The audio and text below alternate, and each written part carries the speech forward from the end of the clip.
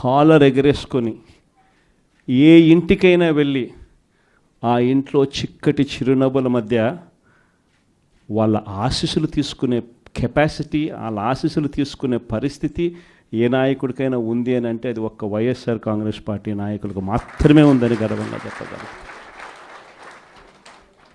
ఎందుకనంటే మనం రాకమునుపు రాజకీయాలు ఒక మాదిరిగా ఉండి మనం వచ్చిన తర్వాత రాజకీయాలకు అర్థం ఇది అని చెప్పి తిరగరాసిన చరిత్ర ఏ పార్టీకైనా ఉంది అని అంటే అది ఒక వైఎస్ఆర్ కాంగ్రెస్ పార్టీకి మాత్రమే ఉంది అని కూడా గర్వంగా చెప్పగలుగుతాం. మనమంతా ప్రజల తరపున వాళ్లకు తోడుగా నిలబడాల్సిన సమయం వచ్చింది. గ్రామ స్థాయి నుంచి మనం బలోపేతం, మళ్ళీ ఆర్గనైజ్డ్గా బలోపేతం జరగాలి.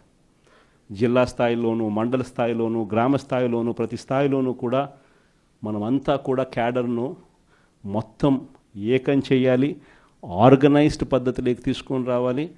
ప్రతి సమస్యలోనూ ప్రజలకు తోడుగా ఉండే కార్యక్రమం ముమ్మరంగా అడుగులు వేయాల్సిన అవసరం వచ్చింది. ఈరోజు జరుగుతూ ఉన్న పరిస్థితులు, విషయాలు కూడా మీ అందరికీ కూడా తెలుసు. రెడ్ బుక్ రాజ్యాంగంలో ఎలా జరుగుతూ ఉన్నాయన్నది కూడా మీ అందరికీ కూడా తెలుసు. చంద్రబాబు నాయుడు గారు అనే వ్యక్తి ముఖ్యమంత్రిగా ఉన్నాడు. మామూలుగా ముఖ్యమంత్రిగా ఉన్న వ్యక్తికి ఒక హుందాతనం ఉంటుంది. ఈ మనిషికి ఆ హుందాతనం లేదు. ఈ మనిషికి ఏదైనా కూడా తాను ముఖ్యమంత్రి కాబట్టి ఏ పదవైనా తనకే కావాలి, తనకు సంఖ్యాబలం లేకపోయినా తనకే కావాలి అన్న అహంకారంతో ఈరోజు చంద్రబాబు నాయుడు రెడ్ బుక్ పాలన సాగిస్తూ ఉన్నాడు. 57 చోట్ల జరిగితే 7 చోట్ల ఎన్నికను వాయిదా వేశారు. ఎందుకనంటే అక్కడ చంద్రబాబు నాయుడుకు గెలిచే వాతావరణం కనిపించక ఆ 7 చోట్ల ఎన్నికలు వాయిదా చేశాడు. మరో 50 చోట్ల ఎన్నిక పెట్టని పరిస్థితి, పెట్టాల్సిన పరిస్థితిలో, ఖచ్చితంగా పెట్టాల్సిన పరిస్థితిలో, ఎన్నికలు జరపాల్సిన పరిస్థితిలో జరపాల్సి వచ్చింది. ఆ వచ్చిన చోట్ల కూడా 50 చోట్లలో 39 చోట్ల వైఎస్ఆర్సీపీ క్యాడర్ తెగింపుతో గట్టిగా నిలబడింది. నిజంగా ఆ తెగింపు వైఎస్ఆర్సీపీ క్యాడర్ చూపించింది కాబట్టి చంద్రబాబు నాయుడు గారు ఏమీ చేయలేకపోయాడు. ఎంత దారుణంగా చంద్రబాబు నాయుడు గారు అనే వ్యక్తి ప్రవర్తిస్తూ ఉన్నాడు అన్నదానికి నిదర్శనం. ఎక్కడా కూడా చంద్రబాబు నాయుడు గారికి మెజారిటీ లేదు. ప్రతి చోట కూడా వైఎస్ఆర్సీపీ కోవిడ్ తర్వాత జరిగిన ఎన్నికలు, అంటే 2 ఏళ్ల తర్వాత జరిగిన ఎన్నికల్లో 2.5 సంవత్సరం 2.5 సంవత్సరం తర్వాత ఎన్నికలు జరిగాయి. ఆ ఎన్నికల్లో వైఎస్ఆర్ కాంగ్రెస్ పార్టీ స్వీప్ చేసిన పరిస్థితులు మనందరికీ కూడా తెలుసు. ఎక్కడా కూడా చంద్రబాబు నాయుడుకు బలం లేదు. బలం లేకపోయినా కూడా చంద్రబాబు నాయుడు గారు ఆయనకున్న అహంకారంతో ప్రలోభాలు పెడుతూ, భయపెడుతూ, విడిగా ఏ రకంగా చంద్రబాబు నాయుడు గారు రెడ్ బుక్ రాజ్యాంగంలో ప్రతి పదవి తనకే కావాలి అని చెప్పి తపన పడుతూ చంద్రబాబు నాయుడు గారు ఏ రకంగా చేశారు అన్నది మనమంతా కూడా చూసాం. ఎందుకు చంద్రబాబు నాయుడు గారు ఇవన్నీ చేస్తూ ఉన్నారు అన్నదానికి ఒక్కొక్కసారి నాకు అర్థం కాల. ఎందుకు అబ్బాయి మనిషికి బలం లేదు, సంఖ్యాబలం లేదు, లేకపోయినా కూడా ఎందుకు ఇంత దౌర్జన్యాలు చేస్తా, ఇంత అప్రజాస్వామికంగా ఎందుకు చేస్తూ ఉన్నాడు అని చెప్పి. ఎందుకు చేస్తూ ఉన్నాడో తెలుసా? కారణం వైఎస్ఆర్ కాంగ్రెస్ పార్టీ అంటే చంద్రబాబు నాయుడుకు భయం. వైఎస్ఆర్ పార్టీ కార్యకర్త అంటే చంద్రబాబు నాయుడు గారికి భయం. ఎందుకనంటే చంద్రబాబు నాయుడు గారు సూపర్ 6 ఫెయిల్ అయ్యాడు, సూపర్ 7 ఫెయిల్ అయినాడు. చంద్రబాబు నాయుడు గారి పాలనలో వ్యవస్థలన్నీ కూడా పూర్తిగా నీరు గారిపోయినాయి. ఇలాంటి పరిస్థితిలో ప్రజలందరూ కూడా తెలుగుదేశం పార్టీకి సంబంధించిన క్యాడర్ ఎవరూ కూడా ప్రజల దగ్గరికి వెళ్ళే పరిస్థితి లేదు. చంద్రబాబు నాయుడు గారి క్యాడర్, ఆయనకు సంబంధించిన ఎంపీటీసీలు కానీ, ఆయనకు సంబంధించిన కార్యకర్త కానీ ఎవరైనా కూడా ప్రజల దగ్గరికి వెళ్తే ఇంట్లో నుంచి చిన్న పిల్లలు సైతం క్యాడర్ను కూడా తిరగనిచ్చే పరిస్థితి ఉండదు. క్యాడర్ను సైతం, చిన్నపిల్లలు సైతం ఇంటికి పోతూనే మా 15,000 సంగతి ఏమిటి అంటారు. అమ్మలు మా 18,000 సంగతి ఏంటి అని అంటారు. వాళ్ళ అమ్మలు మా 48,000 సంగతి ఏమిటి అంటారు.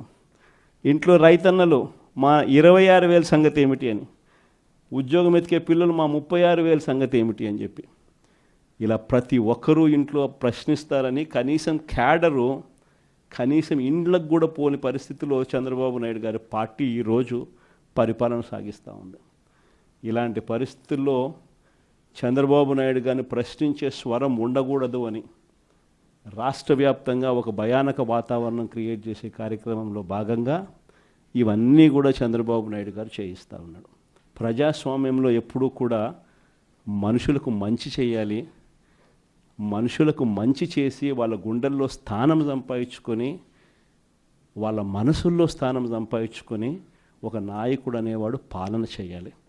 కానీ అలా చేయకుండా అధికారం ఉంది కానీ అని చెప్పి దురహంకారంతో ఏ నాయకుడైనా కూడా ప్రవర్తించినప్పుడు ప్రజలు దేవుడు ఇద్దరు కూడా ఖచ్చితంగా మొట్టికాయలు ఇస్తారు.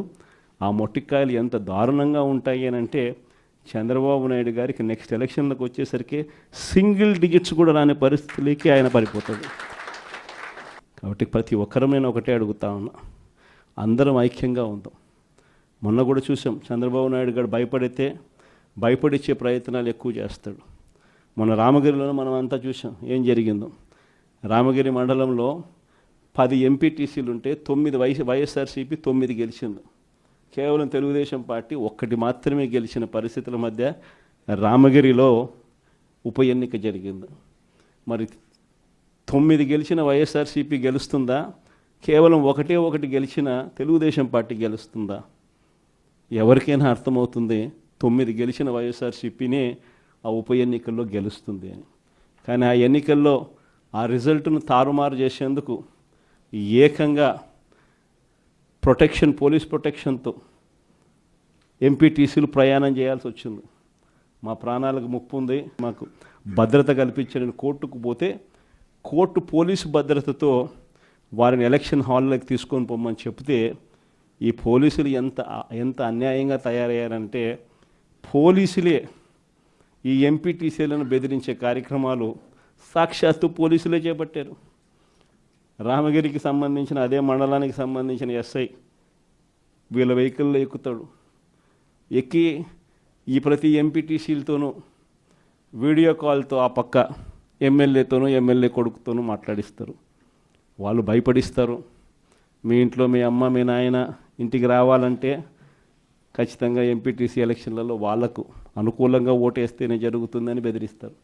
అయినా కూడా మన ఎంపీటీసీలు ఎక్కడా కూడా తలగ్గకపోయేసరికి ఎలక్షన్ టైం దాటిపోయేదాకా వాళ్ళని తిప్పుతూ ఎంపీడీఓ కార్యాలయానికి తీసుకొని పోకుండా కోరం లేదని ఎన్నిక వాయిదా. తర్వాత వాళ్ళందరినీ పెనుగొండకు తీసుకుపోయారు. అక్కడికి తీసుకొని పోయి అక్కడ వాళ్ళందరినీ బైండ్ ఓవర్ చేసే కార్యక్రమం వీళ్ళు చేస్తారు. ఏమయ్యా ఈ అన్యాయం అని చెప్పి మన పార్టీ జిల్లా అధ్యక్షురాలు ఉషమ్మ గట్టిది స్టీల్ లేడీ అని చెప్పాలి, ఆవిడతో పాటు కంటెస్ట్ చేసిన ఎమ్మెల్యే ఇద్దరు పోయి మా ఎంపీటీసీలు మీరు ఎలా నిర్బంధిస్తారని చెప్పి పెనుగొండలో ఆమె ధర్నా చేస్తే ధర్నా చేసినందుకు వీళ్ళ మీద కేసులు. వీళ్ళు మా పార్టీకి సంబంధించిన మా ఎంపీటీసీలకు తోడుగా నిలబడేదానికి వీళ్ళు పోతే వీళ్ళ మీద కేసులు పెట్టి